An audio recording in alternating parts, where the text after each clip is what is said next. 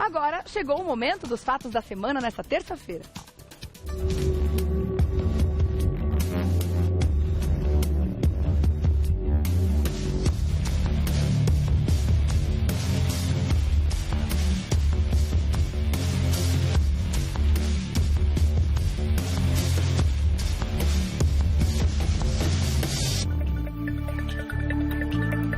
Há um ano da disputa pela reeleição, o prefeito Fernando Haddad enfrenta a pior avaliação da sua gestão, que foi iniciada em janeiro de 2013. Veja aí.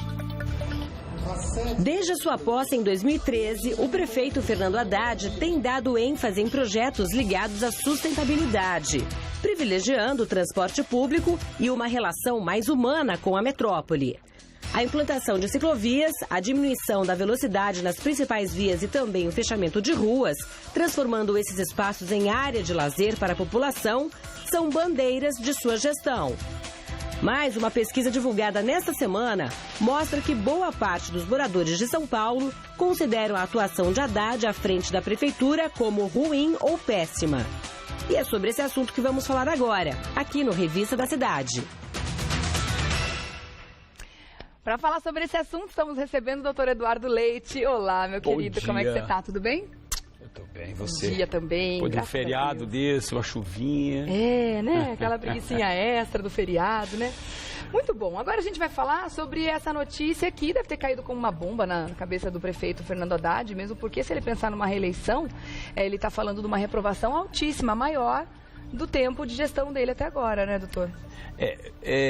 Se esperava muito mais, né? Uma cidade como São Paulo, que tem uma arrecadação anual de 40 bilhões de reais, de fato foi muito pouco o que ele fez.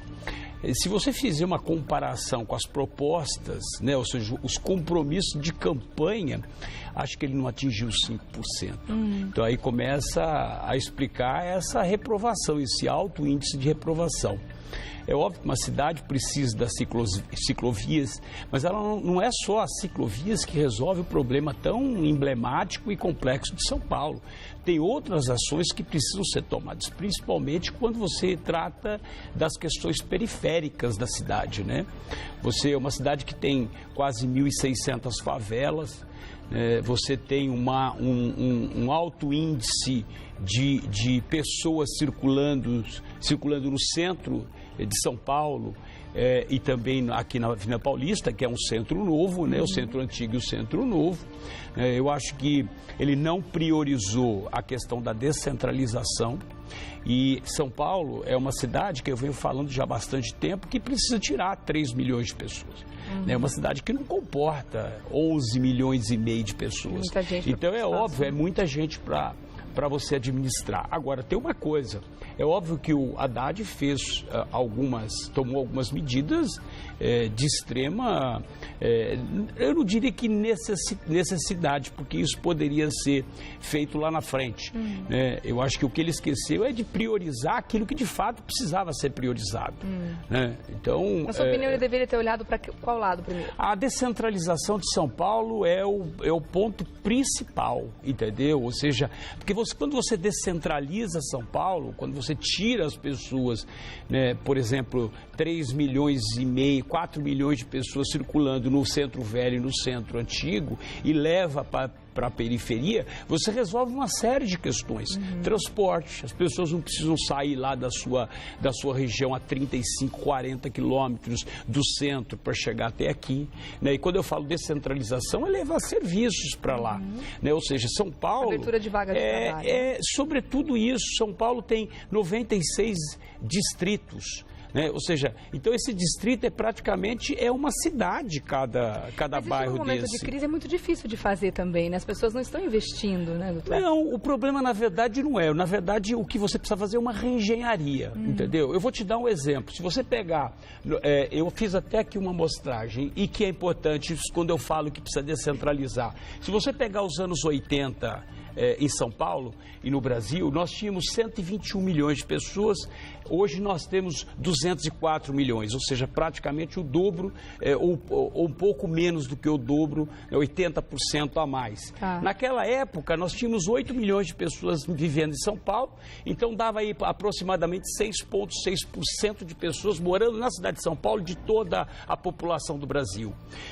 E se você pegar hoje, nós temos um índice menor, 5,5%, ou seja, 1% a menos do que na década de 80, em relação a São Paulo. Lá vivia 8 milhões de pessoas em 1980, na década de 80, hoje vive aqui 11 milhões e meio de pessoas. Se você pegar, por exemplo, os Estados Unidos, Nova York, fizer uma comparação, porque eu gosto de fazer comparações. Nova York, por exemplo, Estados Unidos tem 320 milhões de pessoas vivendo em todo o território americano. Na cidade de Nova York, você tem 2,6%, 8 milhões e 300. Então, o ideal hoje, nós teríamos que ter em São Paulo, para ter uma cidade humanizada, para ter uma cidade habitável, bem né? estruturada, não poderia passar de 5 milhões e meio de pessoas. Nossa, então nós tem que tirar muito mais do que você falou. Você está entendendo? Ou seja, quando eu falo reestruturar a cidade, é nesse sentido, é pensar a cidade. E o que eu percebo desses prefeitos que passaram nessas últimas décadas, eles não pensaram a cidade.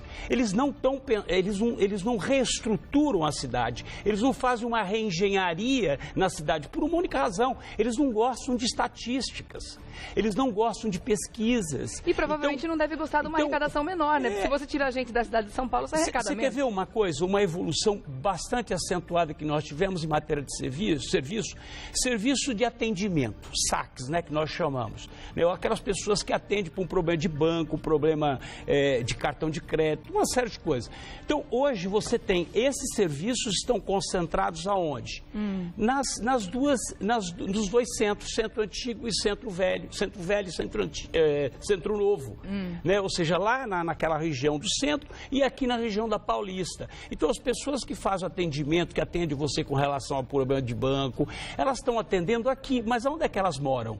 Elas moram lá na periferia, então elas têm que sair das suas respectivas casas até chegar no trabalho. Elas ficam 2 horas dentro do transporte, e uma grande quantidade de pessoas. Então, o que você tem que fazer? Você tem que inverter, ou seja, levar essas empresas para onde? Para essas periferias. Claro. Então, o que acontece? Você evita que a pessoa venha para cá, obviamente você desenvolve a região.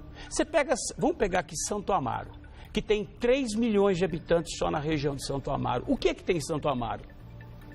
Se você for pensar, é um polo industrial importante, que inclusive já teve até uma tentativa de transformar Santo Amaro numa cidade.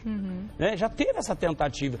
Então, é isso que eu estou falando, reestruturar São Paulo. Então, não é o problema do Haddad, não é o problema com relação aos demais. É qualquer prefeito que venha a governar essa cidade complexa, ele precisa pensar São Paulo da forma que tem que ser pensada. Ou seja, não dá para pegar e fazer só faixas. Isso não resolve o problema de uma cidade como essa. Eu vou te dar um exemplo. Ele fala reduzir a velocidade da cidade. Isso humaniza, de fato humaniza. Mas só isso resolve? Humanizar é levar, de fato, desenvolvimento para as periferias. Isso é o verdadeiro projeto de humanização, cuidar, olhar as pessoas. Eu sempre digo o seguinte: o paciente melhora com a atenção. Quando você não olha o paciente, ele morre. E o que está acontecendo com a população de São Paulo é essa: está morrendo porque ninguém está olhando. Entendeu? Então, essa é a situação. É simples assim. E se tivesse incentivo, eu imagino que muita gente se interessaria em sair de São Paulo, ir para as outras cidades, para as cidades da região, para ter até uma qualidade de vida melhor, né? Muitas pessoas que a gente conversa hoje em dia diz justamente isso: não sai daqui porque o emprego está aqui, né? Se tivesse uma divisão melhor, como você está dizendo, uma descentralização, eu não tenho dúvida que a qualidade de vida melhoraria muito, né? Agora, infelizmente, eu preciso encerrar. Uma pena, mas terça-feira que vem tem mais. O pessoal tem reclamado muito no Face que meu tempo está encurtando, viu? Pois é. Aí não dá pra gente explicar. Porque a gente só tem 1h30. É triste, mas infelizmente. Um dia a gente consegue uma meia horinha a mais, a gente conversa mais tempo. Mas pode me acompanhar no Facebook, que lá a gente conversa. Aí nós temos o tempo full time lá. Tá certo, ó. Eduardo César Leite lá no Facebook. Dá uma curtida, siga e continue a conversa por lá também, que é sempre muito interessante, muito rica. Obrigada, viu, doutor Eduardo? Terça-feira que vem a gente se encontra, com toda certeza. Boa semana para todos. Obrigada. Beijo, tchau.